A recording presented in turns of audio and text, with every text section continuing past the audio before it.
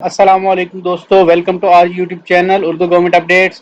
دوستو آج کی اس ویڈیو میں ہم بات کرنے جا رہے ہیں پاک آرمی سویلین ڈپارٹمنٹ میں بے شمار اسامیوں کا اعلان ہو چکا ہے۔ یہ اسامیاں ایجوکیشن جو ہے انٹرمیڈیٹ میٹرک اور پرائمری بیسس کے اوپر ہیں۔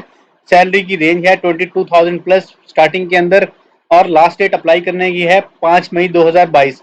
دوستو اگر آپ ان اسامیوں میں اپلائی کرنے کے انٹرسٹڈ ہیں اور مکمل تفصیلات جاننا چاہتے ہیں تو اس ویڈیو کو مکمل واچ کیجیے گا تاکہ آپ کو تمام تر طریقہ کار سمجھ آ سکے۔ دوستو آئیے آپ کو دکھاتے ہیں آفیشیل نوٹیفیکیشن جو کہ جاری کیا گیا ہے ڈپارٹمنٹ کی طرف سے آفیشلی طور پہ۔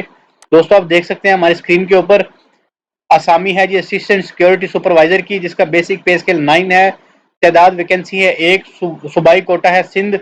تعلیمی قابلیت یا تجربہ ہے برائے آرم فورسز میٹرک پاس سابقہ فوجی این او سی، برائے سول امیدوار ایف اے یا ایف ایس سی پاس بما 3 سال تجربہ ہونا چاہیے۔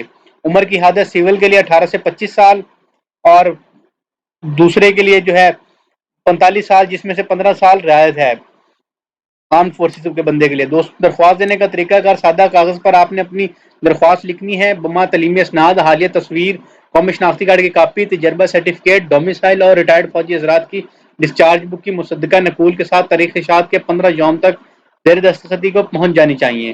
مطلب ہے آپ کی جو ہے آپ نے 23 آج ڈیٹ ہے، آپ اس کے لیے اپلائی کر سکتے ہیں 8 تاریخ تک اپلائی کر سکتے ہیں، 8 مئی 2022 تک۔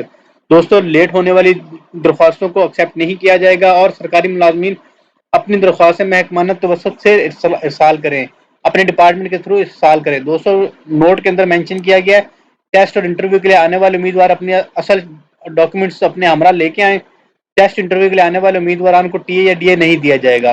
دوستو اس کے علاوہ اگر آپ کو کوئی بھی کویشچن ہو یا کچھ بھی آپ جاننا چاہ رہے ہوں تو کمنٹ باکس میں آپ ہم سے پوچھ سکتے ہیں۔ ساتھ ہی ساتھ ہماری ٹیم کو اجازت دیں، انشاءاللہ نیکسٹ ویڈیو پہ آپ سے ملاقات ہوگی، اور تب تک کے لیے اپنا خیال رکھیں اور اپنی فیملی کا خیال رکھیں۔ والسلام، پاکستان زندہ باد، پاک فوج زندہ باد۔